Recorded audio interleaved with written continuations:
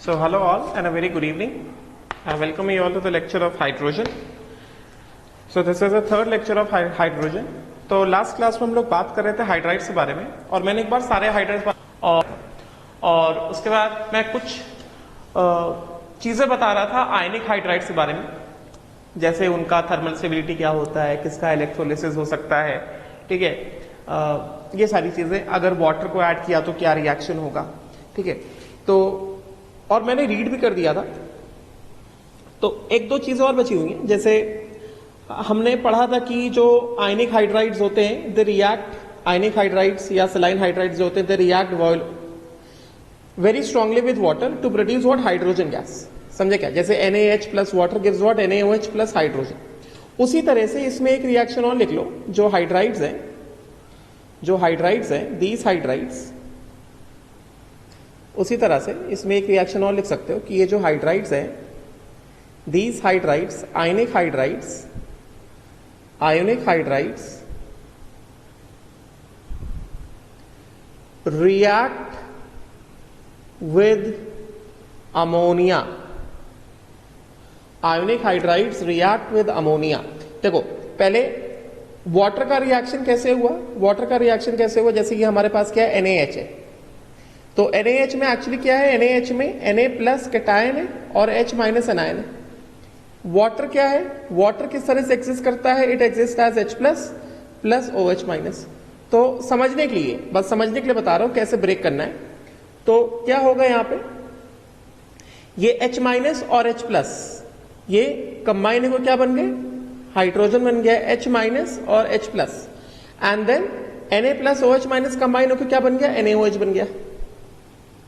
तो इसका मतलब यहां से क्या आया, NaH प्लस वाटर, मतलब hydrides on reaction with water gives NaOH and hydrogen gas is evolved. उसी तरह से सिमिलरली अगर इन हाइड्राइड्स का रिएक्शन कराया जाए अमोनिया के साथ, समझे क्या, तो similarly ionic hydrides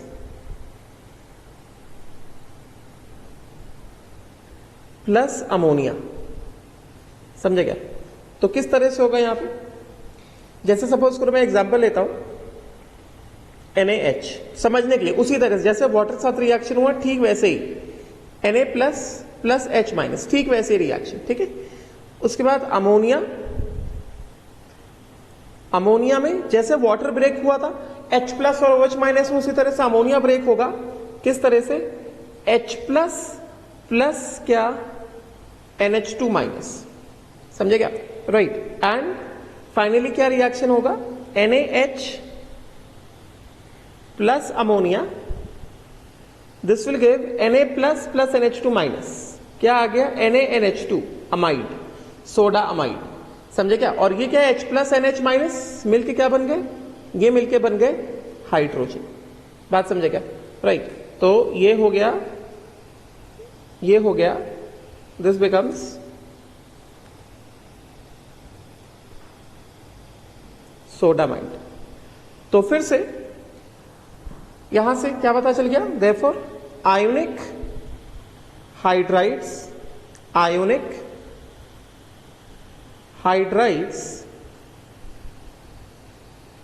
plus ammonia, again they evolve what, hydrogen gases evolve, समझे क्या। तो आयनिक हाइड्राइड प्लस वाटर क्या दे रहे हैं, हाइड्रोजन गैस दे रहे हैं, and ionic hydride plus ammonia भी क्या दे रहे हैं, हाइड्रोजन गैस दे रहे हैं, ठीक है। उसके बाद से जैसे मैंने बताया था कि LiH is rather unreactive and it is used for the preparation of other useful hydrides, जैसे LiH plus Al2Cl6, LiH plus B2S6। तो ये रिएक्शन क्यों हुआ, इन सिंपल टर्म्स ये रिएक्शन जो है इस वजह से हुआ क्योंकि हमें पता है कि B2S6 जो होता है, मैंने क्या बताया था, इलेक्ट्रॉन डेफिशिएंट होता है, ठीक है। एंड B2S6 अगर इलेक्ट्रॉन डेफिशिएंट है तो it will simply show what, it will simply show addition reaction, समझे क्या, राइट। क्योंकि ये इलेक्ट्रॉन डेफिशिएंट है तो सिंपल टर्म्स में जैसे B2S6 है LiH प्लस B2S6, तो B2S6 is actually dimer of BH3, तो इसको हम ऐसे लिख सकते हैं 2 टाइम्स ऑफ BH3। ये इलेक्ट्रॉन डेफिशिएंट है और ये क्या है, LiH है। ये 2 टाइम्स ऑफ BH3, ये 2 टाइम्स ऑफ LiH। तो यहां पे सिंपल क्या होगा, एडिशन रिएक्शन होगा 2 times of LiH plus BH3, तुम्हारे समझने के लिए बता रहा हूं, मतलब क्या, 2 times of LiBH4, just for the sake of understanding. ये सिंपल एडिशन रिएक्शन है, समझे क्या, right. LiH plus BH3, it is a simple addition reaction. ये थोड़ा डिटेल में पढ़ लेंगे, ग्रुप 13 में आएंगे, पी ब्लॉक में आएंगे। तो अभी के लिए बस इतना ध्यान रखो, ये कैसा है, B2S6 कैसा होता है, इलेक्ट्रॉन डेफिशिएंट है। B2S6 is electron deficient, getting ना, and in simple terms shows what, addition reaction, it shows addition reaction, समझे क्या।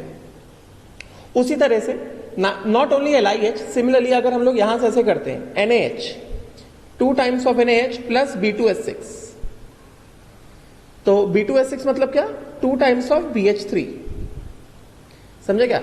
तो ये क्या देगा, ये देगा 2 टाइम्स ऑफ NaBH4, राइट। तो NaBH4 क्या हो गया, NaBH4 हो गया सोडियम बोरोहाइड्राइड। ये रिएक्शन होता कैसे, डिटेल में पढ़ लेंगे हम लोग किसमें, ग्रुप 13 में, so don't worry about that, समझे क्या। तो ये क्या हो गया, ये हो गया sodium borohydride, sodium borohydride, got it.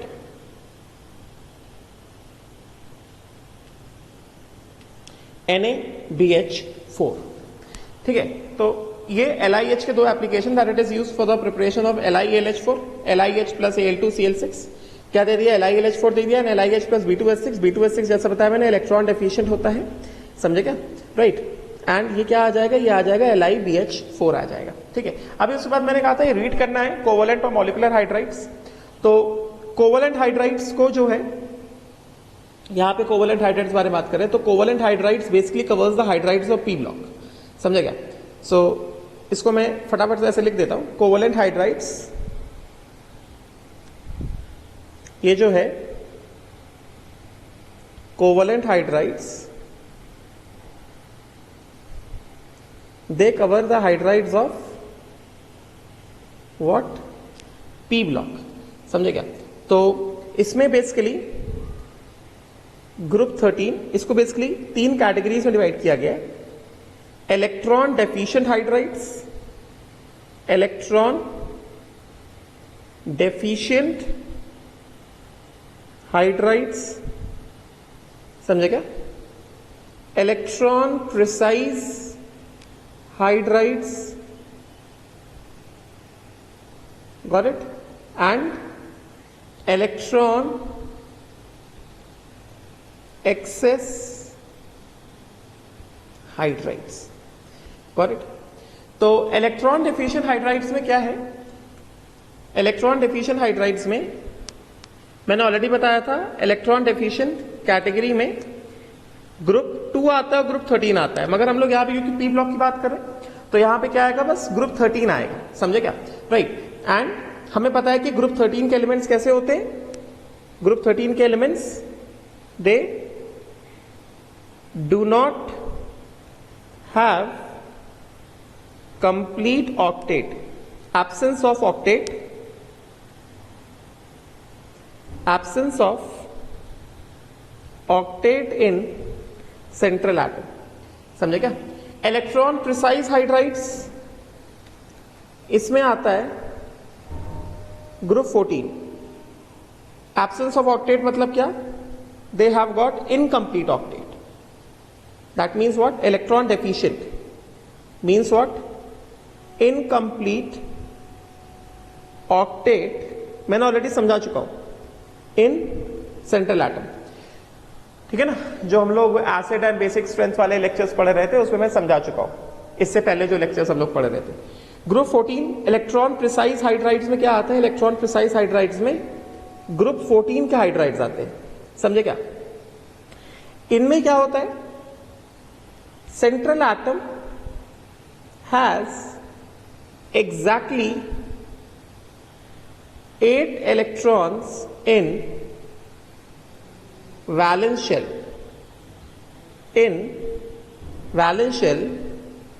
in the hydride molecule, समझे क्या। जैसे एग्जाम्पल देख लो, CH4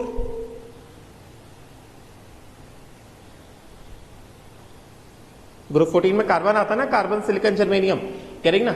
CH4 हो गया टेट्राहेड्रल, कार्बन पास एग्जैक्टली कितने इलेक्ट्रॉन्स है इसमें हाइड्राइड में, how many electrons are there with carbon, total how many electrons with carbon, total exactly 8 electrons. उसी तरह से SiH4 का अगर हम एग्जांपल ले लें, similarly if we consider the example of SiH4, समझे क्या? तो देख लो जरा, ये SiH4, इसमें क्या है exactly 8 electrons in the valence shell of silicon, ठीक है। तो इलेक्ट्रॉन प्रिसाइज हाइड्राइड में ग्रुप 14 के एलिमेंट्स आते हैं। ग्रुप 14 के एलिमेंट्स के पास वैलेंस शेल में एग्जैक्टली 8 इलेक्ट्रॉन्स होते हैं, ना ही कम होता है ना ही ज्यादा होता है, समझे क्या? राइट। तो खास बात क्या है, there is neither electron deficiency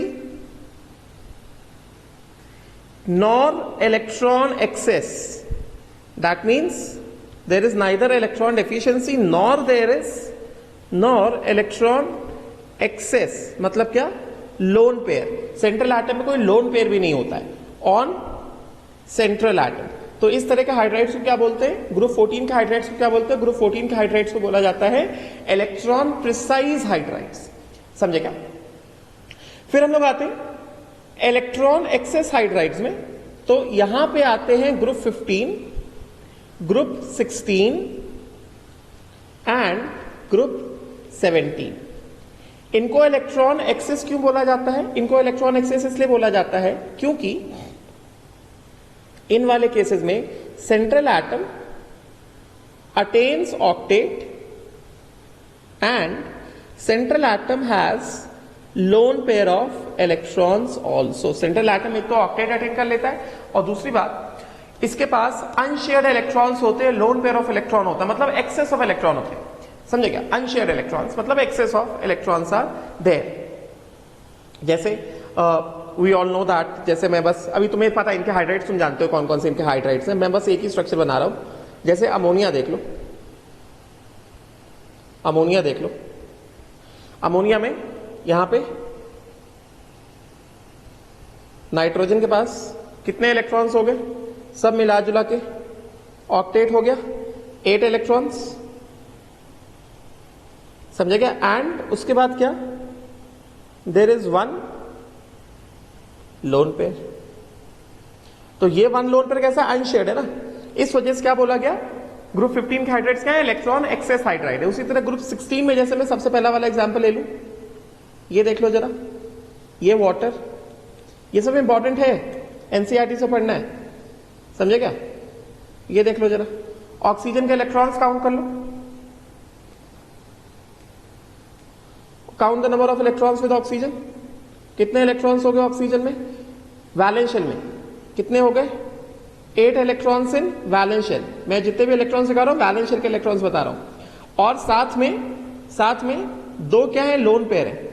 तो ये क्या है, अनशेयर्ड इलेक्ट्रॉन पेयर हो गया ना, अनशेयर्ड इलेक्ट्रॉन पेयर मतलब एक्सेस, ये इलेक्ट्रॉन भी कहीं ना कहीं यूज हो सकते हैं, समझेगा? उसी तरह ग्रुप 17 की अगर हम बात करें, if you talk about group 17, तो ये क्या हो गया,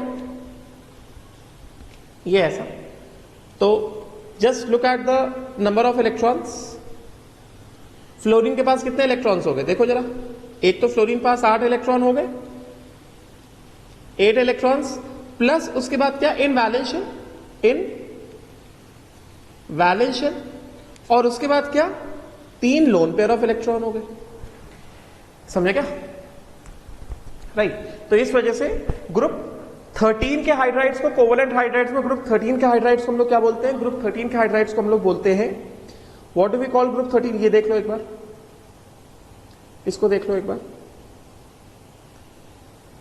मतलब मैंने एक्सप्लेन किया है कि इलेक्ट्रॉन डेफिशिएंट क्यों बोला है।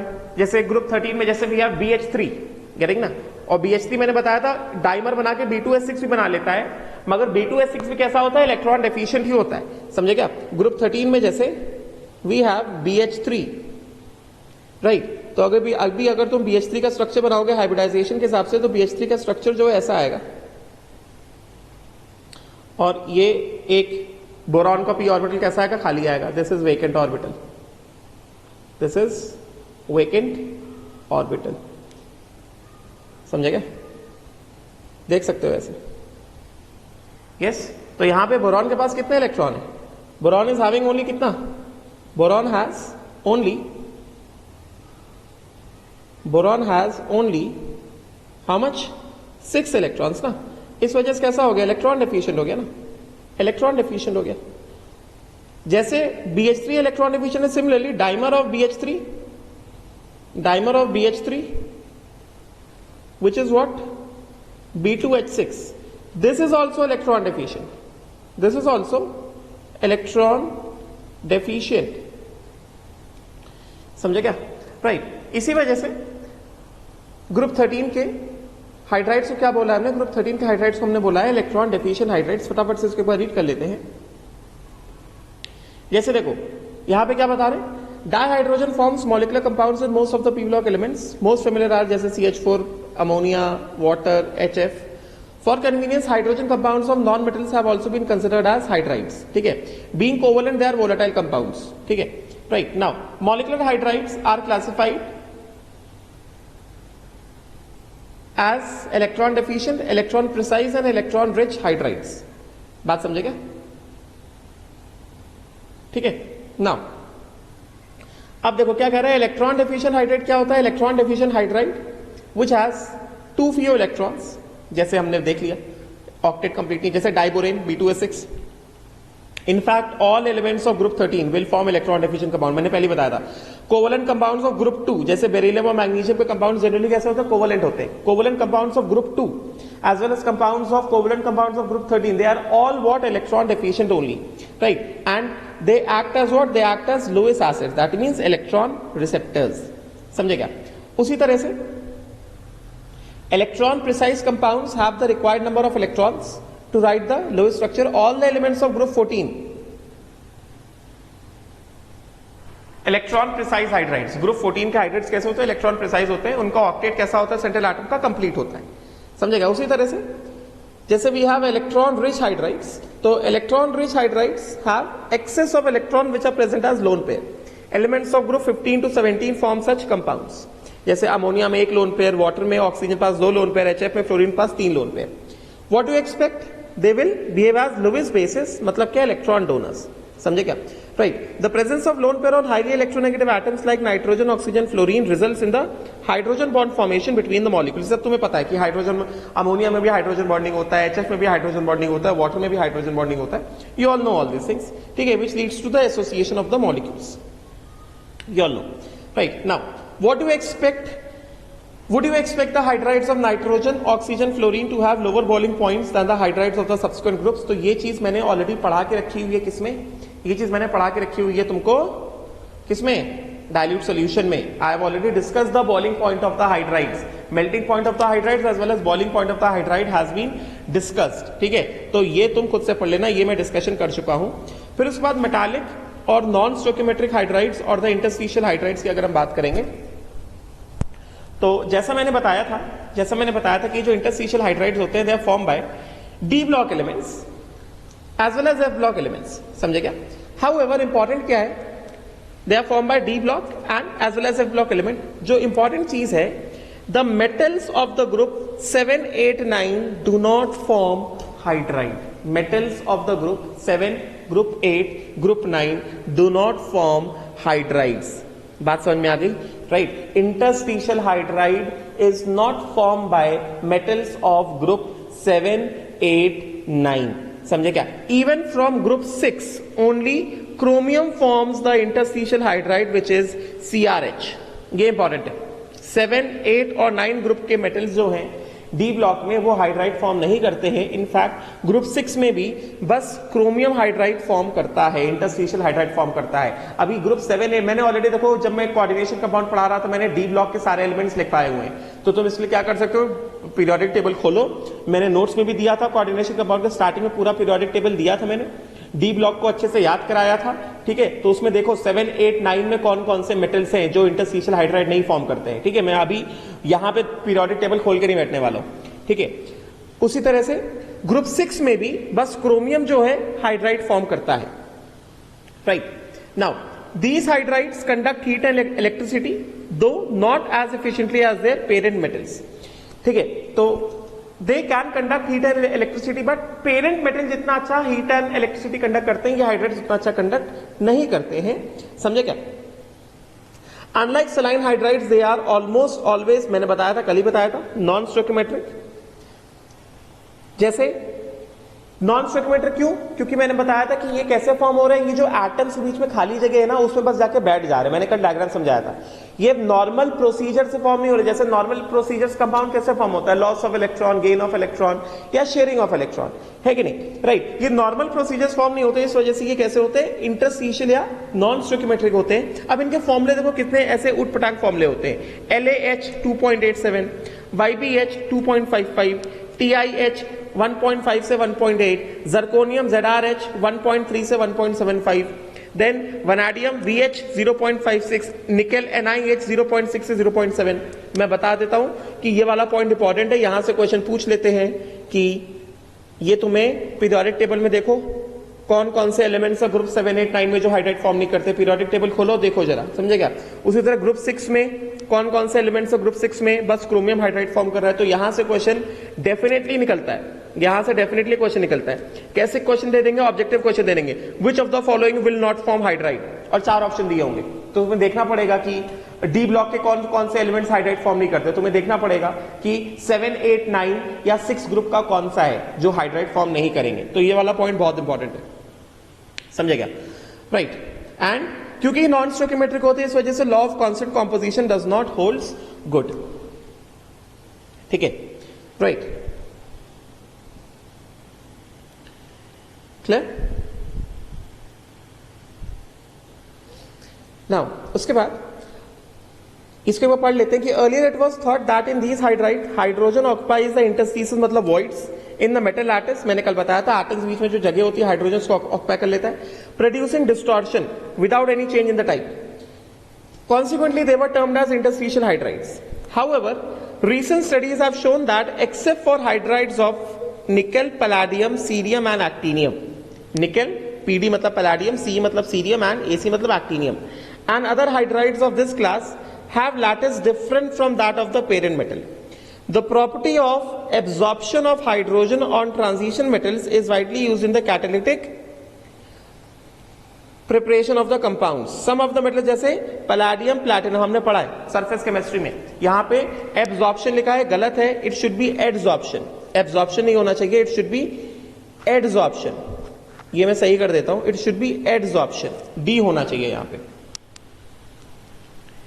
पे जो है डी होना चाहिए, यहां पे डी होना चाहिए, एडजॉर्प्शन होना चाहिए, ऑक्लूजन होता है ना, समझे क्या। तो यहां पे क्या बता रहे हैं कि निकेल, पैलाडियम, सीरियम, एक्टिनियम के हाइड्राइड्स के बारे में खास बात क्या है, except for the hydrides of nickel, palladium, cerium and actinium and other hydrides of this class मतलब and other interstitial hydrides have lattice different from that of the parent metal. मतलब क्या, मतलब ये हो गया nickel, palladium, cerium and actinium के जो interstitial hydrides है, इनके जो इंटरस्टिशियल हाइड्राइड्स है, they have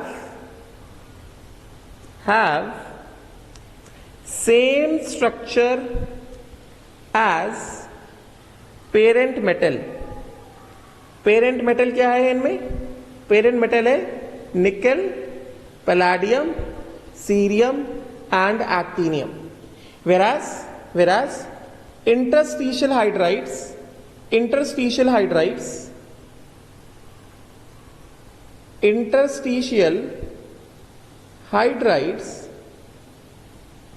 of other d block metals have structure different from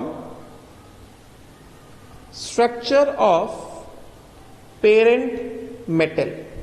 ये मतलब हुआ इसके कहने का, समझे क्या। एंड इन्हीं इंटरस्टिशियल हाइड्राइड के फॉर्मेशन की वजह से बहुत सारे डी ब्लॉक मेटल्स जो हैं, क्योंकि ये इंटरस्टिशियल हाइड्राइड बना सकते हैं, इसी वजह से देखो the property of adsorption of hydrogen on transition metal is widely used in the catalytic reduction और हाइड्रोजनेशन रिएक्शन, जैसे palladium and platinum can accommodate a very large volume of hydrogen, ये भी इंपॉर्टेंट पॉइंट है, and therefore used in the storage. मैंने कल ही बताया था स्टोरेज कैसे होता है, राइट। नाउ अब देखो इंपॉर्टेंट, कैन फॉस्फोरस, जैसे हमें पता है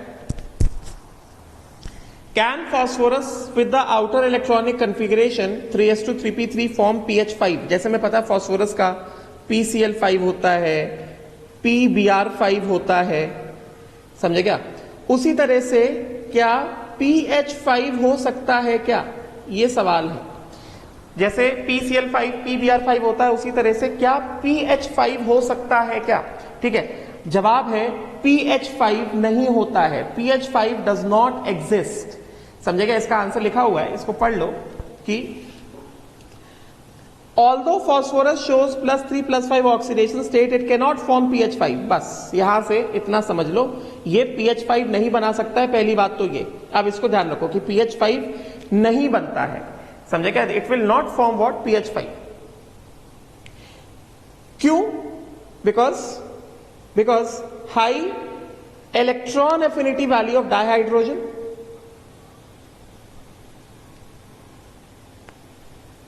and electron gain enthalpy value of hydrogen do not favor to exhibit the highest oxidation state of phosphorus which leads to the formation of PH5। मतलब कहने का मतलब क्या है, फॉस्फोरस को अगर PH5 बनाना है तो फॉस्फोरस को P+5 इलेक्ट्रॉन लूज करने पड़ेंगे, समझे क्या? इसको जो है ये +5 इलेक्ट्रॉन लूज करने पड़ेंगे। इसके लिए जो एनर्जी एब्जॉर्ब होगा कैसा होगा?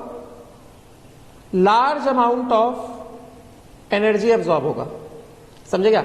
अब ये जो large amount of energy absorb है ये कहां से आएगा, समझे क्या? ये जो large amount of energy absorber है कहां से आएगा? ये इतना ज्यादा एनर्जी सप्लाई नहीं किया जा सकता है कि जिसकी वजह से फॉस्फोरस +5 ऑक्सीडेशन स्टेट बना ले। इस वजह से PH5 जो है एग्जिबिट नहीं करता है फॉस्फोरस। तो क्या बता रहे हैं कि high electron gain enthalpy value of hydrogen do not favor the highest possible oxidation state of phosphorus and hence PH5 is not formed। बस इसमें इतना ध्यान रखो कि PH5 नहीं बनता है। ऑब्जेक्टिव क्वेश्चन में यही पूछा जाएगा कि भैया PH5 बनता है कि नहीं बनता है, समझे क्या? राइट, तो ये मैंने रीड करा दिया, राइट। नाउ अब जैसे मैंने कहा था कि हमें हाइड्रोजन पेरोक्साइड स्टार्ट करना है, तो हाइड्रोजन पेरोक्साइड स्टार्ट करने से पहले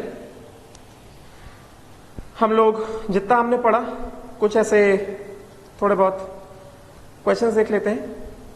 तो क्या कह रहे हैं कि which is not the correct statement. पहला वाला statement, s block elements except beryllium magnesium form ionic hydride. Yes, ये तो सही है, हमने कल ही पढ़ा था। आयनिक हाइड्राइड में बेरिलियम मैग्नीशियम के जो हाइड्राइड होते हैं कैसे होते हैं? कोवलेंट होते हैं बिकॉज ऑफ फजान्स रूल, है कि नहीं? बेरिलियम मैग्नीशियम फजान्स रूल पता है ना? फजान्स रूल के हिसाब से क्या BeH2 MgH2 CaH2 SrH2 and BaH2 down the group जा रहे हैं फजान्स रूल के हिसाब से। Size of cation Be+2 Mg+2 Ca+2 Sr+2 and Ba+2। ये ऐसा कैटायनिक साइज इंक्रीजेस ना, साइज ऑफ कैटायन इंक्रीजेस, इस वजह से polarising power of cation decreases, समझे क्या? इस वजह से ऐसा नीचे आएंगे। तो ये क्या है? ये कोवलेंट है, और मैंने कल ही पढ़ाया था कि ये exist as polymeric structure. BeH2 exist as polymeric structure, समझेगा? तो ऐसे डाउन द ग्रुप जाएंगे, ऐसे डाउन द ग्रुप आएंगे तो क्या होगा? कोवलेंट नेचर फजान्स रूल पढ़ाया हुआ है, डिक्रीजेस एंड रिवाइज करो फजान्स रूल एक बार। आयोनिक नेचर इंक्रीजेस, समझे क्या? राइट, तो वही चीज है इसमें कि क्या बता रहे हैं कि s block elements except beryllium magnesium form ionic hydrides. ये चीज एकदम सही है। बेरिलियम मैग्नीशियम हाइड्राइड कैसे होते हैं? कोवलेंट होते हैं। बाकी सबके हाइड्राइड कैसे होते हैं? आयनिक होते हैं। Yes, this is correct. So ये करेक्ट है। हमसे पूछ रहे नॉट करेक्ट। इंटरस्टिशियल हाइड्राइड और नॉन स्टोइकियोमेट्रिक की नेचर, ये भी सही है। P block elements form covalent hydride, ये भी सही है। D and F block element form ionic hydride, ये गलत है। तो आंसर क्या है? डी पार्ट है। समझेगा? Then which of the following reacts with water producing hydrogen? ठीक है, तो एक तो ionic hydrides react with water producing hydrogen, और कोवलेंट हाइड्राइड्स में जैसा हमने देखा था, कल देखा था हमने, B2H6 रिएक्ट्स विद वाटर, ये देखो प्रोड्यूसिंग व्हाट? हाइड्रोजन। कल वाला रिएक्शन देखा था। एक तो आयनिक हाइड्राइड्स में जो वाटर साथ रिएक्ट करके हाइड्रोजन प्रोड्यूस करते हैं, और दूसरा क्या? दूसरा B2H6 reacts with water to produce what? Hydrogen. Equation देख लो, इक्वेशन इज इंपॉर्टेंट। फिर उसके बाद which of the following is are correct? पहला वाला LiH hydride plus ionic hydride plus water gives hydroxide plus hydrogen, पहला वाला तो सही है। उसके बाद दूसरा वाला, थर्ड वाला देखो जरा, LiH plus ammonia gives LiN plus hydrogen, ये गलत है। क्या होना चाहिए? LiNH2 होना चाहिए। मैंने बताया अमोनिया के साथ अमाइड आता है, नाइट्राइड नहीं आता है। तो ये सी वाला पार्ट क्या हो गया? सी वाला पार्ट गलत हो गया। ये देखो NaH plus ammonia gives NaNH2 plus hydrogen, ये सही है। समझे क्या? एंड देन दिस बी वाला part, NaH plus CO2 gives HCOONA, ये भी सही है। समझे क्या? राइट, तो आंसर क्या हो गया? आंसर हो गया A, B, D। Then which of the following is are correct? तो इसमें जो है अभी के लिए मैं बी ऑप्शन को काट देता हूं, बिकॉज ये तुमने नहीं पढ़ा है। Let us see only A, C and D option. तो BCl3 प्लस NaH, मैंने बताया BCl3, बोरॉन के कंपाउंड्स कैसे होते हैं? बोरॉन के कंपाउंड्स होते हैं इलेक्ट्रॉन डेफिशिएंट। समझे क्या? राइट, तो it should be BH3, BCl3 नहीं होना चाहिए, BH3 होना चाहिए। ये BH3 प्लस NaH क्या आएगा? NaBH4, ये सही है। LiH प्लस AlCl3 क्या हो गया? LiAlCl4। समझेगा? तो A सही है और C भी सही है। समझे? राइट, एंड देन उसी तरह से इससे पहले वाले पेज के कुछ क्वेश्चंस, जैसे विच of the following will not produce hydrogen gas? तो मैंने ऑलरेडी बताया था कि जितने भी रिएक्टिव मेटल्स होते हैं, रिएक्टिव मेटल्स मतलब क्या? जिनका E0 ऑक्सीडेशन पॉजिटिव होता है, उनको डाइल्यूट एसिड या वाटर साथ रिएक्ट कराओगे तो हाइड्रोजन गैस प्रोड्यूस होगा। समझे क्या? तो ये सब कैसे हैं? आयरन, मैग्नीशियम, सोडियम, सब कैसे हैं? रिएक्टिव मेटल्स हैं। रिएक्टिव मेटल जो नहीं है वो कॉपर है। कॉपर का E0 ऑक्सीडेशन कैसा होता है? E0 oxidation of copper, copper gives copper +2 electron. E0 oxidation of copper is कितना? -0.34 वोल्ट। समझे क्या? गेटिंग? तो copper will not produce hydrogen gas, कल ही बताया। Right, then incorrect option regarding the chemical reaction, हमने पढ़ाई है carbon plus steam, this is what? Coal gasification, and this is what water gas shift reaction, CO plus H2 plus steam gives what? CO2 plus hydrogen। Hydrogen का जो rate है वो increase हो जाएगा। समझे क्या? राइट, तो क्या कह रहे हैं कि इनकरेक्ट ऑप्शन बात कर रहे हैं। So this process called lens reaction, हमने कल ही पढ़ा है। Water gas as reducing agent for Fe3O4, yes हमने कल पढ़ा था। Fe3O4 shows magnetic property, हमने मेटलर्जी में पढ़ा है, that Fe3O4 is magnetic ore of iron, and Fe3O4 can be concentrated by magnetic separation method। समझे क्या? राइट, कैनॉट, कैन नहीं, क्या लिखा है? कैनॉट लिखा है, ये कैनॉट लिखा है, कैन नहीं लिखा है, ये कैनॉट लिखा है। तो ये क्या होगा? D part is wrong. समझे क्या? उसी तरह से when dilute H2SO4 is electrolyzed using platinum electrode, the gas evolved at cathode will be hydrogen। पढ़ा हुआ है। nascent hydrogen consists of hydrogen atoms with excess of energy। समझे क्या? nascent hydrogen ने बताया था ना कि freshly prepared hydrogen होता है, उसमें hydrogen atoms होते हैं। right, now let us move on to, जल्दी से फटाफट से let us move on to what? Hydrogen peroxide। ठीक है, इंपॉर्टेंट है, ध्यान से देखो। तो first of all hydrogen peroxide, इसमें क्या होता है? पेरोक्साइड लिंकेज होता है। ऑब्जेक्टिव क्वेश्चंस आते हैं। हाइड्रोजन पेरोक्साइड में क्या होता है? पेरोक्साइड लिंकेज होता है। Peroxide linkage you all no, oxygen oxygen single bond, right? This is what hydrogen peroxide. ठीक है, H2O2। अच्छा, तो क्या कह रहे हैं कि hydrogen peroxide is best represented as an equilibrium between the two structures. हाइड्रोजन पेरोक्साइड के बेसिकली दो तरह के स्ट्रक्चर्स होते हैं और उसको इक्विलिब्रियम में रिप्रेजेंट किया जाता है। हाउएवर, देखो जरा, this is the structure of H2O2, this is open book structure. ये जो H2O2 का जो स्ट्रक्चर है, this is nothing but open book structure, open book structure of H2O2। ठीक है, तो best represented as an equilibrium between the following two structures. तो क्या कहा जा रहा है इसमें? इसमें ये कहा जा रहा है कि all four atoms do not lie in the same plane. Obvious सी बात है, देखो जैसे किताब खुली होती है ना, उस तरह का स्ट्रक्चर है। अभी देखो, ये तो मैंने यहां पे सिंपल लाइन डायग्राम बनाया है। अगर मैं एक्चुअल डायग्राम इसका बनाऊं, अगर मैं इसका एक्चुअल डायग्राम बनाऊं, स्ट्रक्चर बनाऊं मैं इसका अगर, तो इसके हिसाब से क्या होगा? ऑक्सीजन के पास ये ऐसे, ये तो ऐसे लोन पेयर, और ये ऑक्सीजन तो sp3 हाइब्रिडाइज है ना, तो ऑक्सीजन के अबाउट कैसा बेंड ज्योमेट्री होगा, और यहां पे दूसरा ऑक्सीजन आ गया। अभी यहां पे अगर ये दूसरा ऑक्सीजन आ गया तो इसके पास क्या होगा?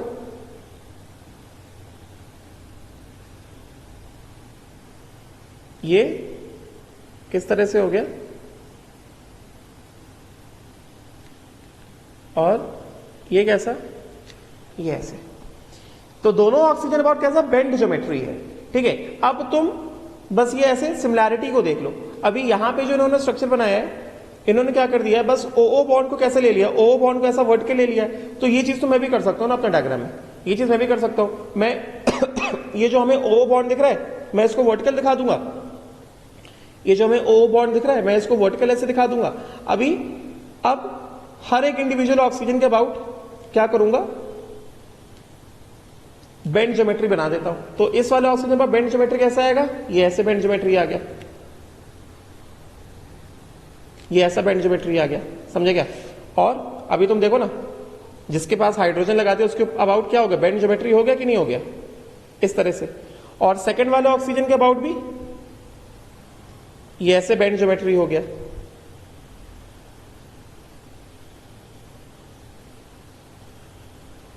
ऐसा। तो एक तरह से क्या है ये एक तरह से जो है this is a open book structure, समझे क्या? राइट, तो तुम्हें वही दिख रहा है कि all four atoms do not lie in the same plane. ये जो चार के चार एटम हैं, they are not lying in the same plane. All these four atoms are not at all lying in the same plane. क्योंकि कैसा है, sp3 oxygen है ना, तो sp3 ऑक्सीजन के जो चारों के चारों sp3 हाइब्रिडाइज्ड बॉन्ड होते हैं वो सब कैसे होते हैं, टेट्राहेड्रल के अलोंग होते हैं ना, गेटिंग ना। सो ये जो एटम्स हैं, ये जो एटम्स हैं, चार के चार एटम्स जो हैं, ये सेम प्लेन में लाई नहीं कर रहे हैं। एक तरह से हम इसको ऐसे दिखा दें कि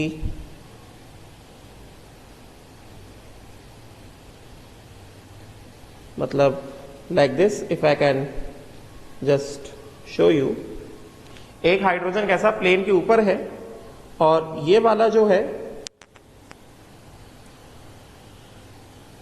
दूसरा वाला हाइड्रोजन जो है, मतलब एग्जैक्टली प्लेन के नीचे नहीं, बट सेम प्लेन में तो एक तरह से नहीं है, समझे क्या? तो ये थोड़ा सा उस प्लेन के नीचे है, एग्जैक्टली नीचे नहीं, बस हल्का सा नीचे लाई कर रहा है।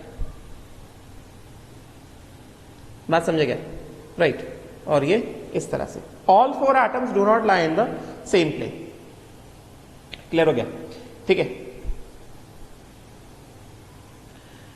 सो ये इंपॉर्टेंट है कि all four atoms do not lie in the same plane, that is H2O2 molecule is not at all planar but described as open book structure. अभी तुम सोचो ना, अभी तुम कोई भी किताब खोल दो, किताब के जो सेंटर पार्टीशन होता है वहां पे दो ऑक्सीजन डाल दो, ठीक है, और साइड के जो खुले हुए लीव्स हैं, पेजेस हैं, उनके अलोंग क्या कर दो, हाइड्रोजन को रख दो। तुम्हें पता चल जाएगा कि ये कैसा है, ये प्लेनर स्ट्रक्चर नहीं है। ठीक है।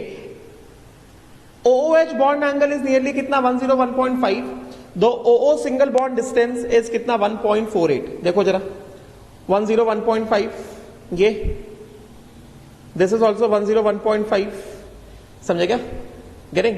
एंड बॉन्ड डिस्टेंस कितना, ऑक्सीजन ऑक्सीजन बॉन्ड डिस्टेंस कितना है, 1.48 एंगस्ट्रॉम है। समझे क्या? मतलब एक तरह से यहां पे sp3 हाइब्रिडाइज ऑक्सीजन है ना, तो ये एंगल कितना होना चाहिए 109 डिग्री 28 मिनट्स होना चाहिए, मगर क्योंकि लोन पेयर है तो डिस्टॉर्शन हो गया, सो 101.5 डिग्रीज। समझे क्या?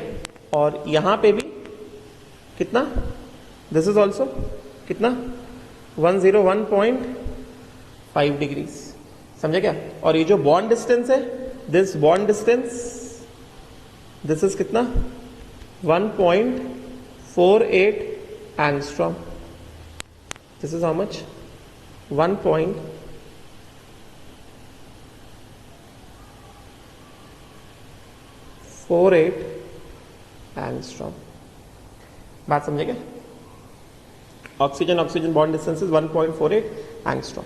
ठीक है, अब देखो जरा, ये इंपॉर्टेंट, इससे क्वेश्चन पूछे जाते हैं। Test of H2O2, it liberates iodine from KI solution in the presence of ferrous sulphate. किस तरह से? H2O2 पर ऑक्साइड है ना, क्या कह रहे हैं? It liberates iodine from KI solution. मतलब क्या? फर्स्ट ऑफ ऑल मैं बता दूं कि H2O2 जो होता है, let me just tell you, H2O2 जो होता है, it is an oxidising, can act as oxidising agent, मैंने ऑलरेडी पढ़ाया हुआ है, as well as it can act as reducing agent.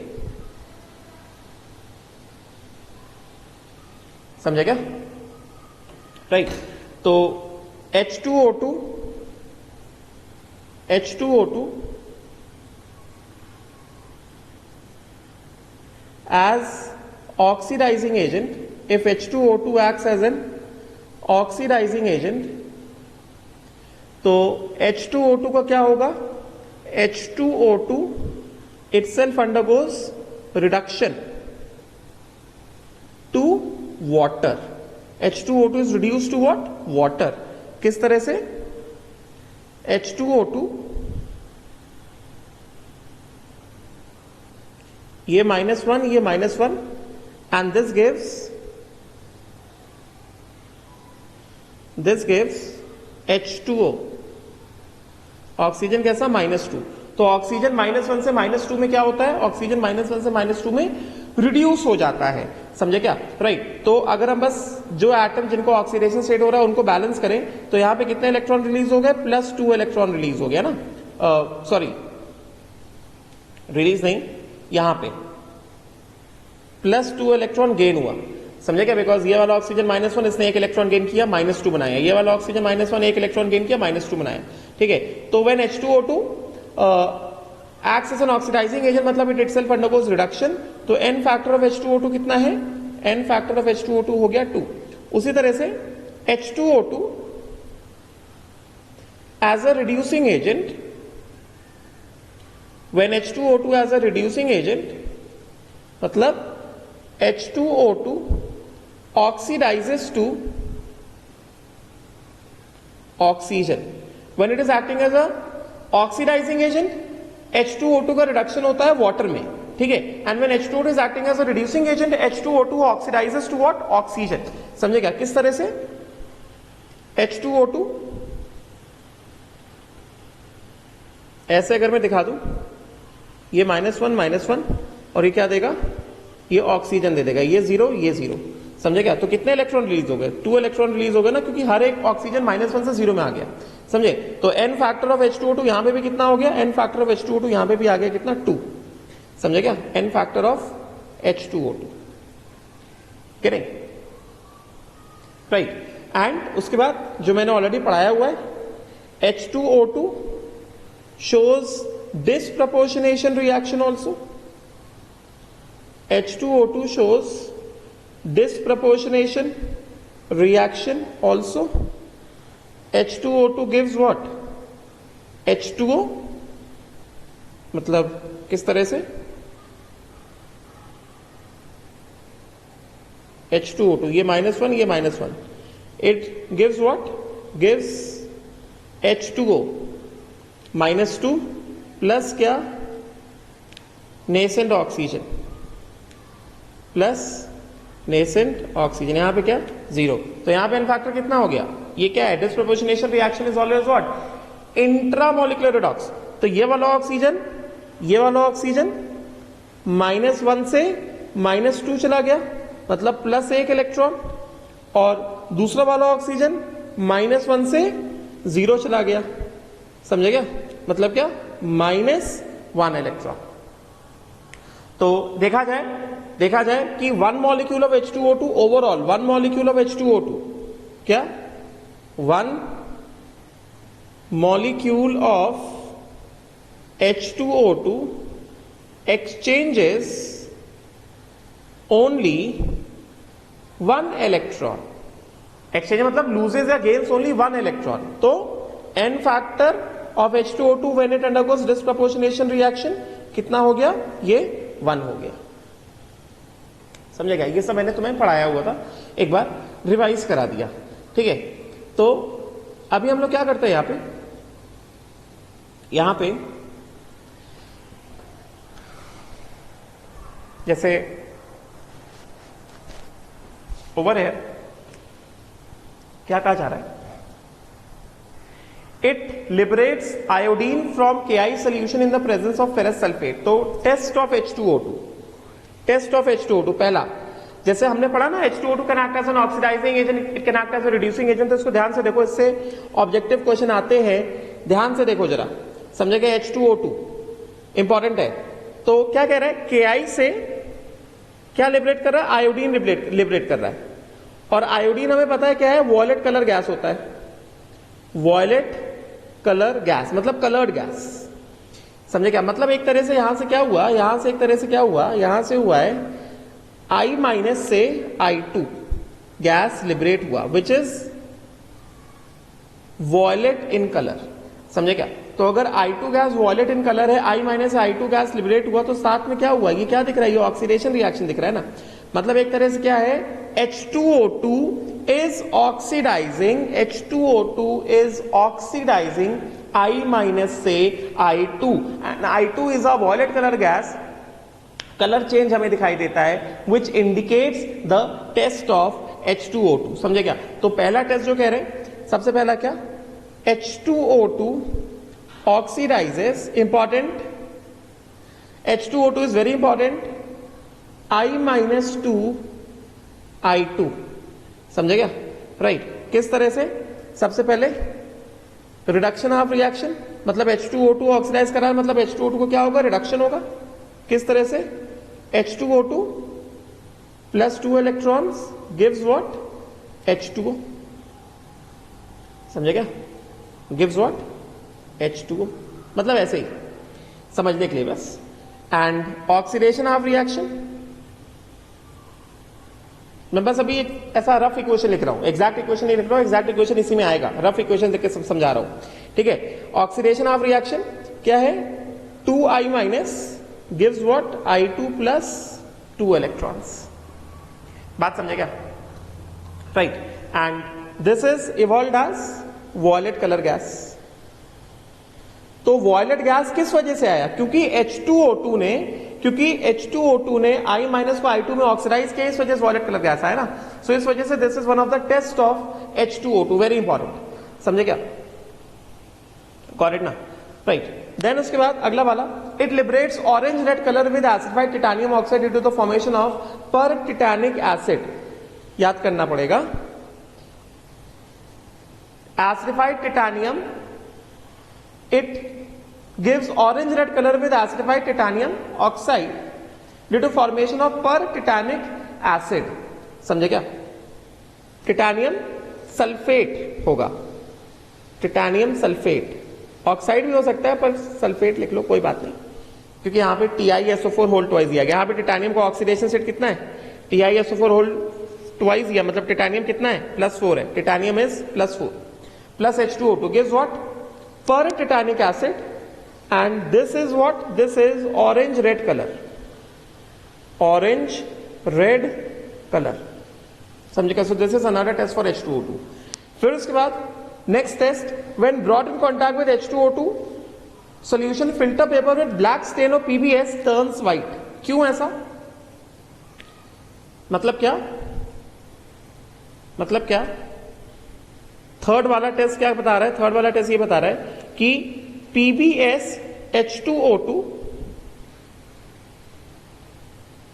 क्या करता है? Oxidises black colour PBS to white colour PbSO4 in simple terms. समझेगा? सिंपल टर्म्स में देखो H2O2 in simple terms H2O plus nascent oxygen. समझेगा? एंड PbS ये सब reaction आएंगे भी आगे, प्लस 4 नेसेंट ऑक्सीजन क्या देगा? PbSO4 देगा। ये ब्लैक होता है और H2O2 ने क्या किया? H2O2 ने PbS में सल्फर जो -2 था उसको सल्फर +6 में ऑक्सीडाइज कर दिया। ठीक है? So this is another test for H2O2। समझेगा? ये क्या हो गया?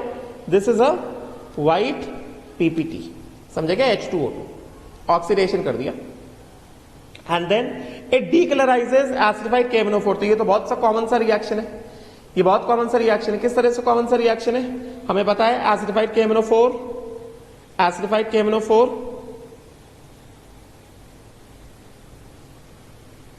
Acidified KMnO4 acts as an oxidizing agent। समझे क्या?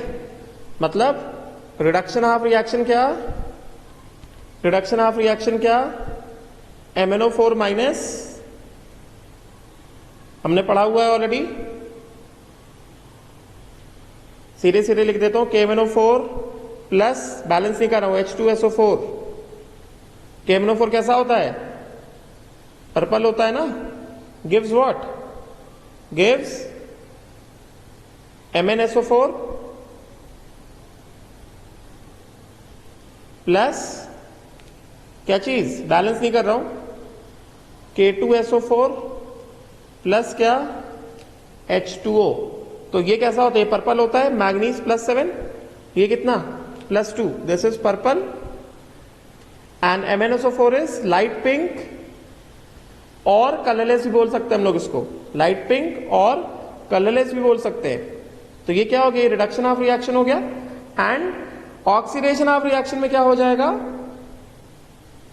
H2O2 का क्या हो जाएगा? ऑक्सीडेशन हो जाएगा। तो H2O2 का जब ऑक्सीडेशन होता है it is oxidise to what? Oxygen. समझे क्या? राइट। ये कितना है? ये -2 है H2O2 पे, O2 पे -2, ये कितना है? 0 है। तो बेसिकली ये जो टेस्ट ऑफ H2O2 हम देख रहे हैं, पहले दूसरे तीसरे टेस्ट में, पहले दूसरे और तीसरे टेस्ट में H2O2 is acting as an oxidizing agent, और जो लास्ट वाला टेस्ट है उसमें H2O2 के खुद का ऑक्सीडेशन हो रहा है एंड हेंस लास्ट वाले टेस्ट में H2O2 is acting as a reducing agent। बात समझेगा? तुम्हें बात समझ में आ रही होगी। ठीक है? राइट। तो पहले दूसरे तीसरे टेस्ट में H2O2 as oxidizing agent, मतलब H2O2 का खुद का रिडक्शन हो रहा है, और लास्ट वाले टेस्ट में KMnO4 का रिडक्शन हो रहा है, H2O2 का क्या हो रहा है? ऑक्सीडेशन हो रहा है। मतलब लास्ट वाले टेस्ट में क्या है? H2O2 as a reducing agent है। H2O2 reduces KMnO4 into colourless MnSO4। H2O2 as a reducing agent. बात समझे कि मैंने सारे रिएक्शन बता दिए। अब देखो प्रिपरेशन ऑफ H2O2 जिससे क्वेश्चन आते हैं, टेस्ट ऑफ H2O2 देख लो भाई, इंपॉर्टेंट है, मैंने बता दिया। ठीक है? मर्क्स मेथड इंपॉर्टेंट है, प्रिपरेशन ऑफ H2O2 से जरूर क्वेश्चन पूछा जाता है और ऑब्जेक्टिव क्वेश्चन कॉमनली आते हैं। अब सुनना बात को ध्यान से, जनरली जो क्वेश्चन पूछा जाता है, जनरली क्वेश्चन ये पूछा जाता है कि विच of the following will give H2O2। तो तुम आप सुन लो मेरी बात को ध्यान से, जिन कंपाउंड्स में पर ऑक्साइड लिंकेज प्रेजेंट होगा, उन कंपाउंड्स को अगर तुम एसिड के साथ या ये भी कह सकते हो वाटर के साथ रिएक्ट कराओगे तो वहां पे H2O2 जरूर आएगा। कंफ्यूजन नहीं होना चाहिए। जिन कंपाउंड्स में पर ऑक्साइड लिंकेज होता है तो तो जनरली उन कंपाउंड्स को अगर वाटर के साथ या मोर प्रोबेबली या मोर प्रेफरेबली एसिड के साथ, डाइल्यूट एसिड साथ रिएक्ट कराया जाएगा तो वहां पे डेफिनेटली H2O2 आएगा। समझे क्या? राइट। तो इसको मैं प्रिपरेशन ऑफ H2O2 में जिससे एक जनरल परसेप्शन तुम्हारा बन जाए कि किसमें H2O2 इवॉल्व होगा। इन जनरल जो मैं बता रहा हूं, पर ऑक्साइड लिंकेज वाला कंपाउंड, पर ऑक्साइड लिंकेज वाला कंपाउंड, किसी भी कंपाउंड में अगर पर ऑक्साइड लिंकेज है, उसको अगर हमने रिएक्ट करा दिया डाइल्यूट एसिड के साथ तो वो डेफिनेटली क्या देगा? H2O2 देगा। समझे? देखो जरा किस तरह से यहां पे बता रहे। फर्स्ट मेथड कैसा है, ये इंपॉर्टेंट है, क्वेश्चन पूछे जाते हैं इससे, राइट? इंपॉर्टेंट है ये। सबसे पहला क्या है? सबसे पहला है Merck's method. Na2O2 is added to 20% H2SO4। देखो Na2O2 में क्या है? सोडियम पर ऑक्साइड है, तो Na2O2 प्लस H2SO4 क्या देगा? Na2SO4 plus H2O2। समझे क्या? राइट। उसके बाद एक्शन ऑफ CO2, तो CO2 प्लस H2O क्या होता है? H2CO3 होता है ना। CO2 प्लस H2O क्या होता है? H2CO3। H2CO3 क्या हो गया? H2CO3 हो गया एसिड। तो बेसिकली इसको हम लोग ऐसे भी लिख सकते हैं, क्या है? BaO2 है ना। देखो BaO2, तो सबसे पहले मैं तुम्हें BaO2 के बारे में बता दूं। BaO2 क्या है? अब इतने समझदार तुम लोग हो ही चुके हो। BaO2 ये पर ऑक्साइड है ना। किस तरह से?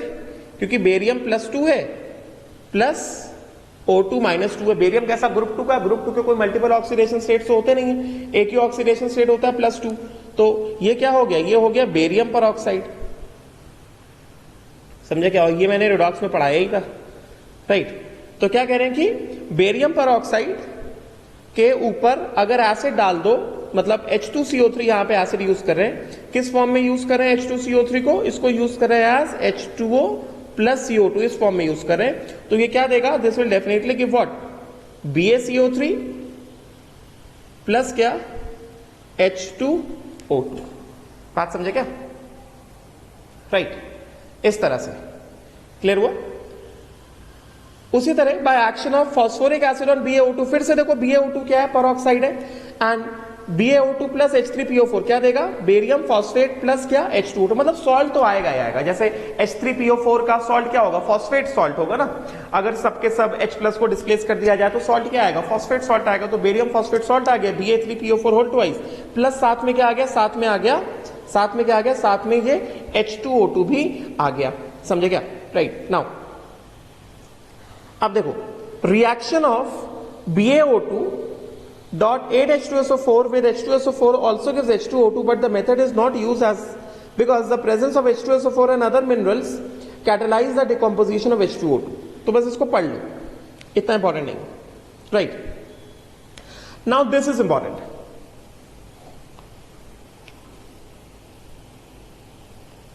ये जो है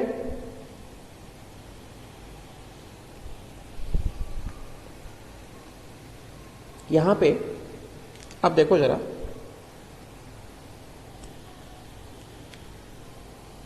इलेक्ट्रोलिसिस, इसमें मैं पूरा डिटेल में नहीं पढ़ा रहा हूं क्योंकि एनीवेज ये मैं कवर करने वाला हूं किसमें, this I am going to cover in electrolysis. But मैं एक चीज इसमें बता सकता हूं,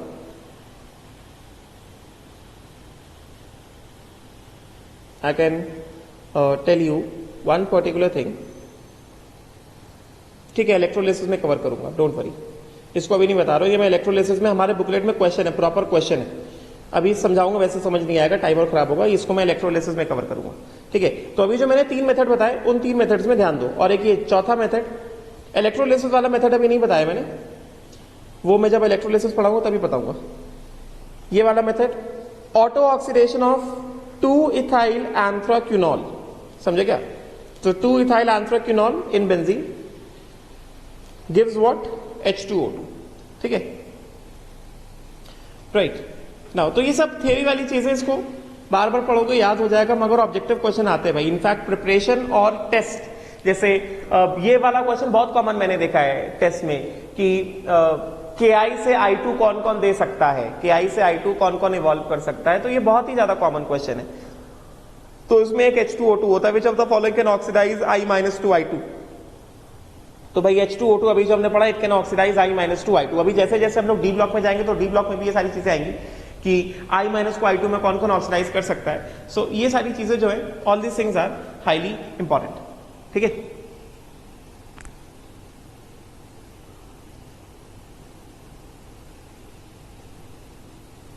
नाउ अब देखो जरा,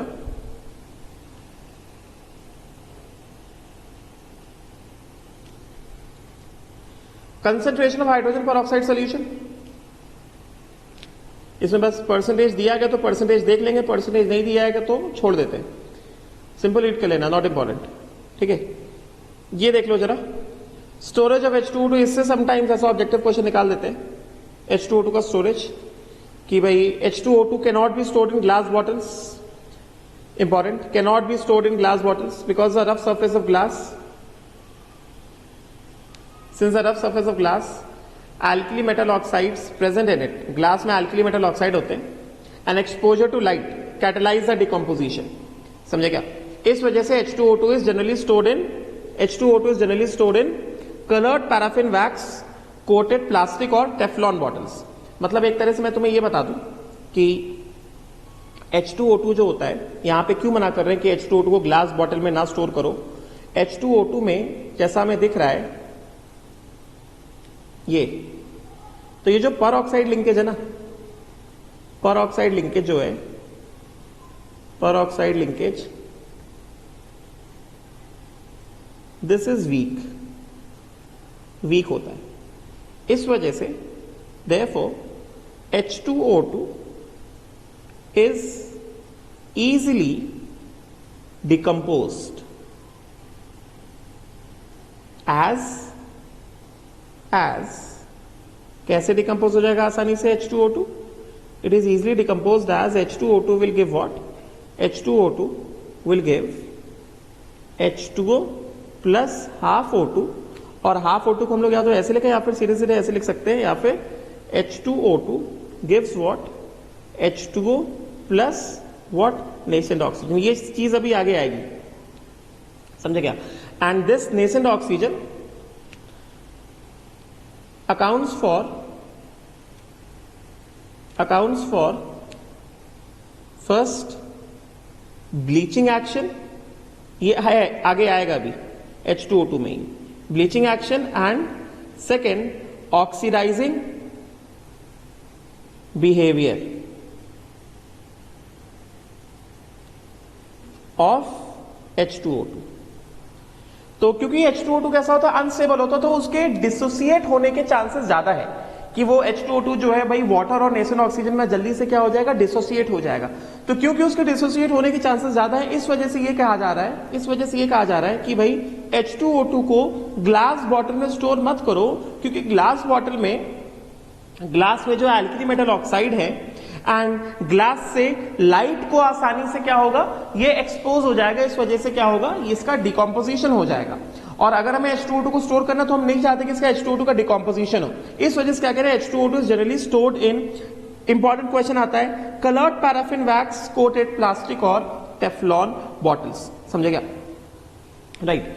And to check the decomposition of H2O2, some stabilizer or negative catalyst such as glycerine, important, acetanilide, phosphoric acid must be added to prevent the dissociation of H2O2। कुछ ना कुछ स्टेबिलाइजर्स या नेगेटिव कैटलिस्ट, मतलब जो dissociation को catalyse ना करें, negative catalyst add कर दिए जाएंगे, which are what? Glycerine, important, ये क्वेश्चन भी आ सकता है, glycerine, acetanilide, phosphoric acid, they must be added to prevent the dissociation or the decomposition of H2O2। बात समझ में आई क्या? क्लियर हो गया? राइट। नाउ अब उसके बाद स्ट्रेंथ ऑफ H2O2 सॉल्यूशन, ये मैं पढ़ा चुका हूं। Percentage strength as well as volume strength, this I have already taught you in the dilute solution. In fact volume strength में बस फॉर्मुला यूज होगा, volume strength of H2O2 is equal to 11.2 into molarity, 5.6 into normality. ठीक है। And percentage strength जैसे यहां पे क्या बता रहे हैं, 30% aqueous solution mass by volume of H2O2 implies that 30 grams of H2O2 is present in 100 ml of the solution. ठीक है, तो अभी तुम देख सकते हो ना 30% mass by volume of H2O2. mass by volume मतलब क्या, mass by volume मतलब का ये हो गया कि 100 ml सोल्यूशन में परसेंटेज, मैंने पढ़ा है ना स्टोकियोमेट्री में, परसेंटेज मास बाय वॉल्यूम मतलब क्या हो गया, परसेंटेज मास बाय वॉल्यूम मतलब ये हो गया कि 100 ml सोल्यूशन में कितना मास सोल्यूट का प्रेजेंट है. ठीक है, तो जैसे यहां पे एक बार मैं रिवाइज भी करा देता हूं. जैसे यहां पे क्या बता रहे हैं, जैसे यहां पे बता रहे हैं 30% मास बाय वॉल्यूम की बात कर रहे हैं ना of H2O2. It means in simple terms from definition of mass by volume, it means that 100 ml solution volume na has what, 30 grams of H2O2. ठीक है, राइट. तो percentage strength and volume strength of H2O2 ये मैं पढ़ा चुका हूं, इसके हम लोग क्वेश्चंस भी मैं दे चुका हूं टेस्ट में.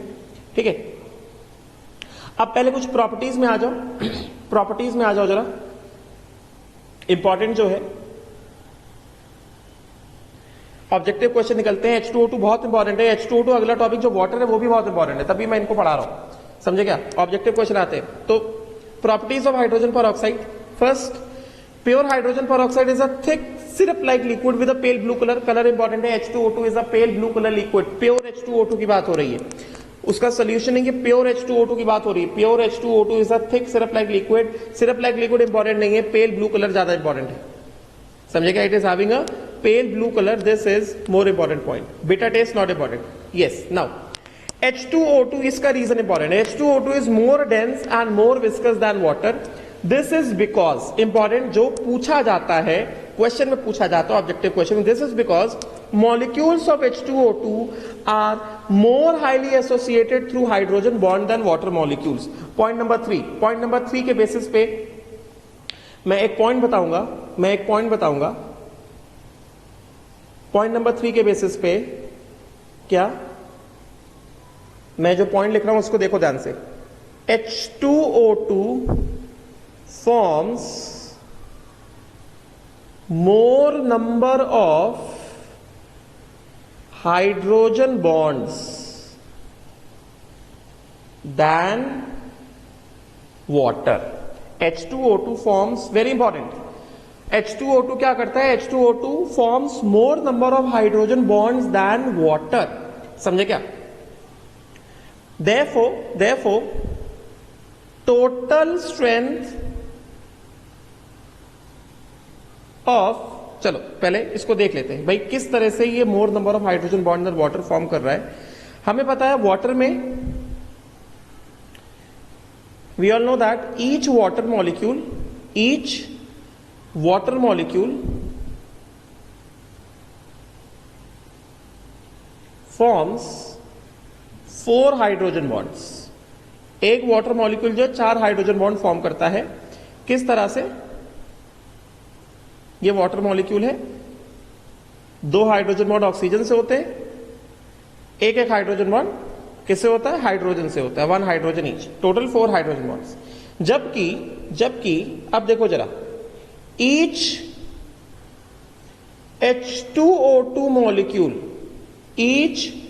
H2O2 molecule can form, देखो जरा, एक H2O2 मॉलिक्यूल कितने हाइड्रोजन बॉन्ड फॉर्म कर सकता है, बता सकते हो क्या? ऑक्सीजन से 2, इस वाले ऑक्सीजन से 2, इस वाले हाइड्रोजन से 1, समझे क्या, इस वाले हाइड्रोजन से भी 1, समझे क्या. कैन फॉर्म कितने, 6 हाइड्रोजन बॉन्ड्स पर मॉलिक्यूल. समझे क्या, ये इंपॉर्टेंट है, ये पूछा जाता है क्योंकि H2O2 वाटर के मुकाबले ज्यादा हाइड्रोजन बॉन्ड फॉर्म करता है. इस वजह से therefore H2O2 has more intermolecular, H2O2 has more intermolecular association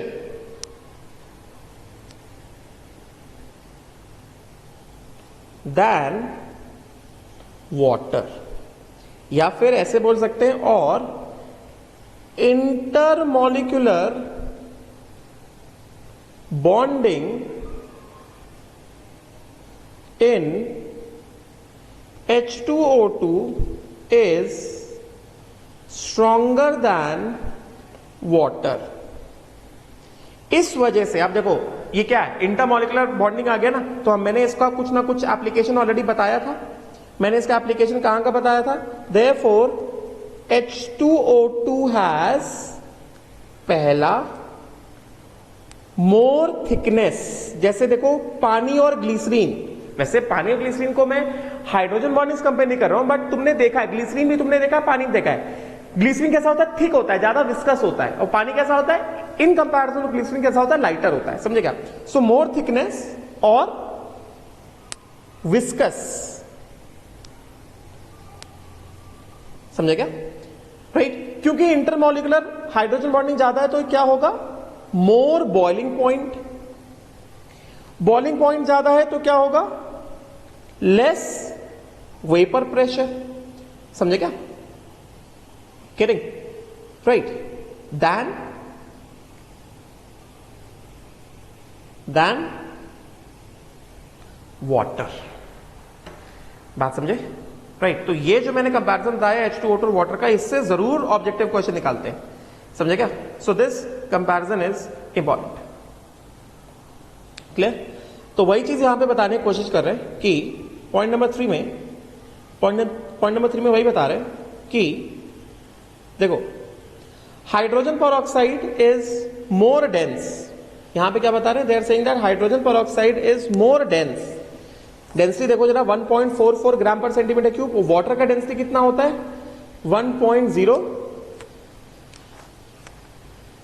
gram per centimetre cube. This is because that the H2O2 molecules are highly associated through hydrogen bond than water molecules. ठीक है, उसी के साथ साथ जो एसोसिएटेड पॉइंट है, melting point is 272.4 kelvin, decomposes vigorously on heating and not possible to determine its boiling point at atmospheric pressure. However, boiling point is determined to be 423.2 by extrapolation method. अभी extrapolation method क्या है तुमको उस पर ध्यान नहीं देना है, बस तुम्हें बॉइलिंग पॉइंट के वैल्यू पे ध्यान देना है कि भाई H2O2 का जो बॉइलिंग पॉइंट है वो कितना है। समझे क्या? Just focus on the boiling point of H2O2। अब देखो फिर से देखो, यहां से एक और कंपैरिजन आया, H2O2 का एक और कंपैरिजन आया। H2O2 का अगर हम कंपैरिजन की बात करेंगे, H2O2 का अगर हम कंपैरिजन बात करेंगे तो एक और कंपैरिजन हम बता सकते हैं। यहां से ये पूछा जाता है, जितने कंपैरिजन H2O2 वाटर के आ रहे हैं पूछे जाएंगे। यहां से सपोज कर लो, ये लिख लो H2O2 और ये लिख लो वाटर। समझे क्या? राइट, बॉइलिंग पॉइंट कितना? 432 है ना कि 423 है। This is 423.2 boiling point. समझे क्या? ये कितना है? 423.2। वाटर का बॉइलिंग पॉइंट कितना है केल्विन में? है 373 केल्विन। समझे क्या? मेल्टिंग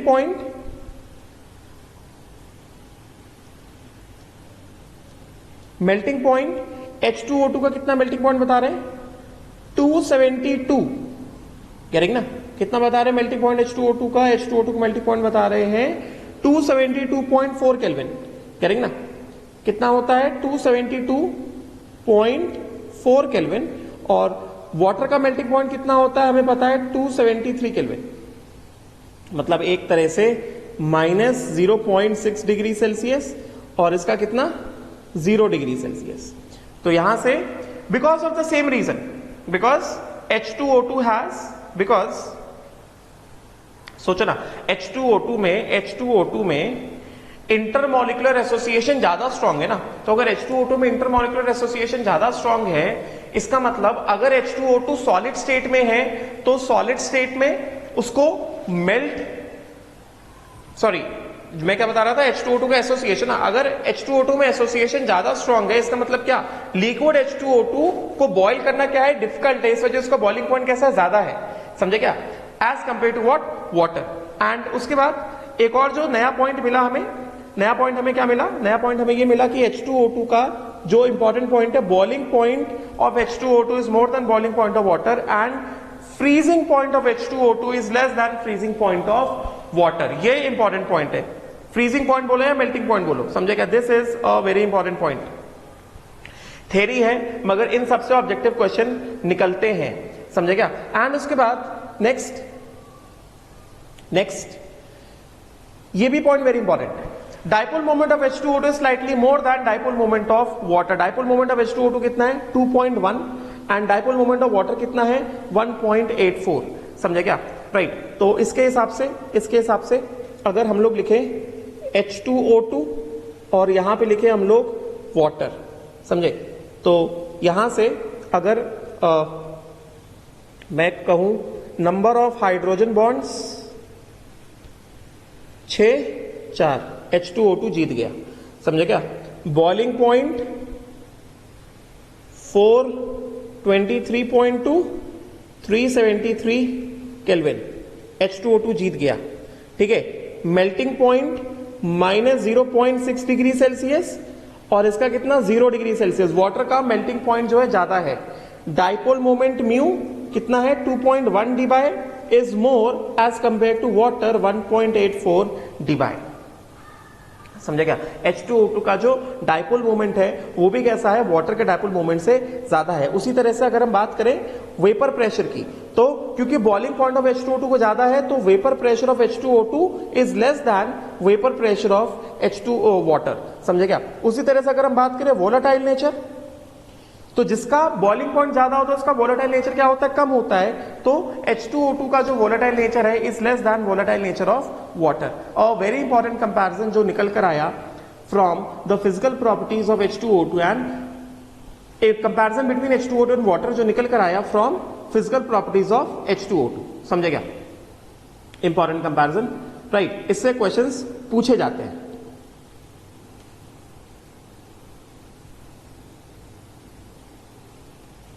ठीक है, इन सबसे क्वेश्चंस ऐसे आते हैं।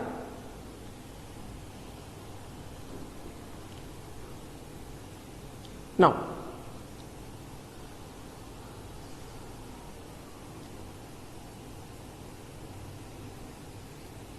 अब जो है